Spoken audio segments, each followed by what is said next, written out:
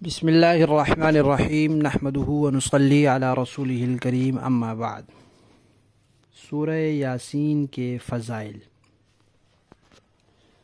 نبی کریم صلی اللہ علیہ وسلم کا ارشاد ہے کہ ہر چیز کا دل ہوتا ہے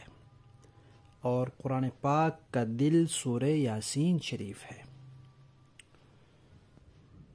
اور آپ صلی اللہ علیہ وسلم نے فرمایا کہ جو شخص سورہ یاسین پڑھے گا اللہ تعالیٰ اس کو 10 مرتبہ قرآن پڑھنے کا ثواب عطا فرمائیں گے۔ اور آپ صلی اللہ علیہ وسلم کا ارشاد ہے کہ اللہ تعالیٰ نے سورہ طٰہٰ اور سورہ یاسین کو آسمانوں اور زمین کے پیدا کرنے سے 1000 سال پہلے پڑھا۔ پھر جب فرشتوں نے اس کو سنا تو انہوں نے کہا کہ بڑے نیک بخت ہیں وہ لوگ جن پر یہ صورتیں نازل ہوں گی، اور بڑے نیک بخت ہوں گے وہ سینے جن میں یہ صورتیں محفوظ ہوں گی، اور بڑی نیک بخت ہوں گی وہ زبانیں جو ان کو پڑھیں گی۔ اور ایک روایت میں ہے کہ رسول اللہ صلی اللہ علیہ وسلم نے فرمایا کہ جو شخص دن کے شروع حصے میں یعنی صبح کے وقت سورہ یاسین شریف پڑھے اللہ تعالیٰ اس کی تمام ضروریات پوری کریں گے۔ خواہشات کی بات نہیں ہے، ضروریات اللہ تعالیٰ پوری فرمائیں گے۔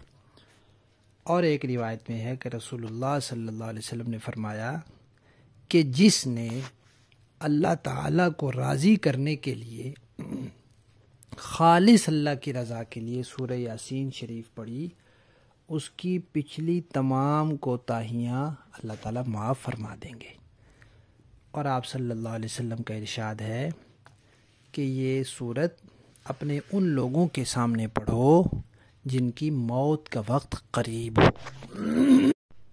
اور ایک روایت میں یہ ہے کہ جس مرنے والے کے پاس سورہ یاسین پڑھی جاتی ہے اس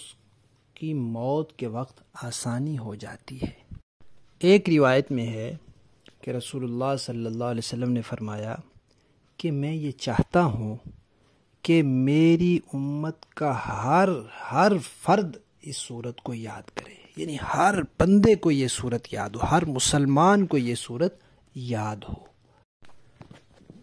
ان فضائل کی روشنی میں 2 باتیں سمجھنے کی ہیں۔ ایک یہ کہ سورہ یاسین شریف کو قرآن پاک کا دل کیوں فرمایا گیا؟ پہلی وجہ تو یہ ہے کہ دل انسان کے جسم کا اہم ترین جز ہے، اہم ترین حصہ ہے۔ اس صورت میں بھی دین کے اہم ترین مضامین بیان ہوئے ہیں، بنیادی جو عقائد کے مضامین ہیں وہ بیان ہوئے ہیں، اس لیے اس کو دل فرمایا گیا کہ یہ قرآن کا دل ہے۔ اور ایک وجہ یہ ہے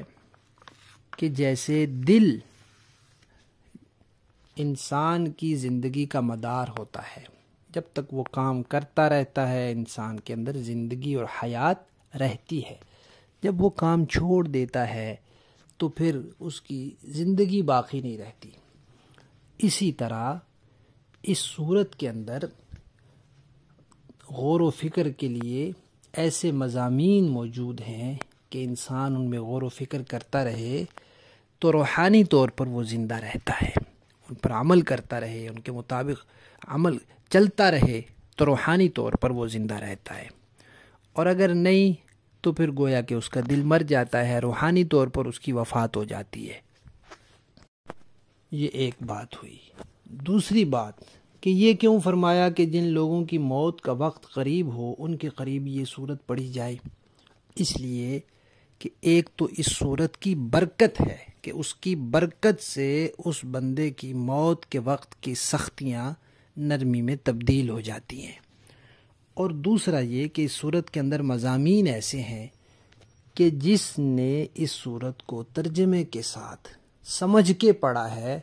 جب موت کے قریب اس کو یہ صورت پڑھ کے سنائی جائے گی تو اس کا دل خوش ہوگا